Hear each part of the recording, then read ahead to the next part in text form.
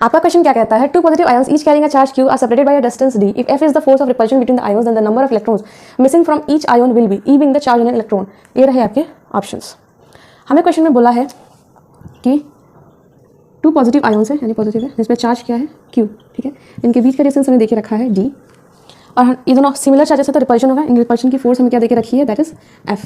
अब Coulomb's law के according आप लोग को फोर्स का फॉर्मूला पता है, that is force is equals to k q1 q2 divided by r square, k is Coulomb's constant, q1 q2 are charges, r is the distance between two charges, ठीक है।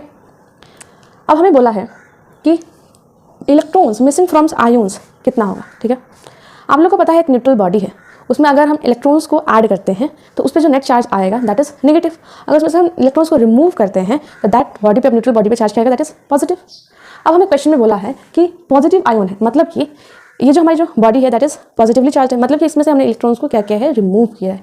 अब हमसे क्वेश्चन में वही पूछा है कि जो electrons missing from each ion, यानी कि जो हमने रिमूव किया है वो कितना रिमूव किया है, उसकी हमें वैल्यू पूछी है, ठीक है। तो हमने नंबर ऑफ इलेक्ट्रॉन्स जो है उसको हमें फाइंड आउट करना। अब आप लोग को क्वांटाइजेशन ऑफ चार्ज का फॉर्मूला पता है, that is q is equals to n e, q is charge, n is number of electrons जो कि हमने न्यूट्रल बॉडी को दिया है या फिर रिमूव कर किया है, जिसकी वजह से न्यूट्रल बॉडी पे जो चार्ज आता है, ए इज चार्ज ऑन इलेक्ट्रॉन, ठीक है। ये आप लोग को फॉर्मूला पता है, ओके। अब हम क्या करेंगे, इस फोर्स के फॉर्मूला में ये जो चार्ज है इसको यहाँ पे पुट करेंगे और हमें मिल जाएगा नंबर ऑफ इलेक्ट्रॉन, जो कि हमें ये जो चाहिए, क्वेश्चन में वही पूछा, ठीक है।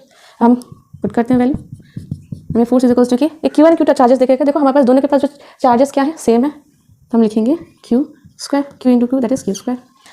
अब यहाँ पे r दैट इज डिस्टेंस, इनके बीच का डिस्टेंस में d देके रखा, दैट इज d स्क्वायर। तो इसको फर्दर सॉल्व करेंगे, q चार्ज हमें यहाँ पे क्या मिला है, दैट इज ne, इसको हम यहाँ पे पुट करेंगे ne का स्क्वायर डिवाइडेड बाय डिस्टेंस का स्क्वायर। अब हम क्या करेंगे, फर्दर सिंप्लीफाई करेंगे, k n square e square divided by d square. अब यहाँ से हमें क्या चाहिए, नंबर ऑफ इलेक्ट्रॉन्स, तो हम यहाँ करेंगे n square is equals to force d square, divided है तो यहाँ पे आएगा इंटू होगा, मल्टीप्लाई है तो डिवाइड होगा, दैट इज के ई स्क्वायर, ठीक है। और हम इसको देखो यहाँ पे एन स्क्वायर है, हम दोनों तरफ अगर हम रूट करते हैं तो एन स्क्वायर हट जाएगा और इस साइड में क्या आएगा, रूट। ये एन स्क्वायर था तो हमने दोनों साइड क्या किया, रूट, तो ये एन हो गया और इधर आ गया हमारा रूट, ठीक है। अब यहाँ पे देखें तो ये जो हमारी के है दैट इज कूलम्स कॉन्स्टेंट, ये के को हम ऐसे भी रिप्रेजेंट कर सकते हैं, आप लोग को पता है, that is k is equals to 1 divide by 4 pi epsilon naught, ठीक है। इसको हमने 4 पाई एप्सिलॉन क्यों लिया, क्योंकि ऑप्शन में हमें दिख रहा है कि 4 पाई एप्सिलॉन नॉट के टर्म्स में कुछ है, इसलिए हमने क्या किया, इस के को 4 पाई एप्सिलॉन नॉट के टर्म्स में लिखा। कि आप लोगों को पहले से पता है, k is equals to 1 by 4 pi epsilon, okay. तो अब इस के को हम क्या लिखेंगे, रिमूव करके, that is 1 by 4 pi epsilon naught. अब ये डिवाइडेड है तो ये 4 पाई एप्सिलॉन नॉट ऊपर में जाएगा, तो हम इसको लिख सकते हैं, यहाँ पे जाएगा तो 4 पाई एप्सिलॉन नॉट। तो हम लोग का नंबर ऑफ इलेक्ट्रॉन्स की वैल्यू मिल गई। ऑप्शंस देखेंगे तो हम लोग का आंसर हो जाएगा सी।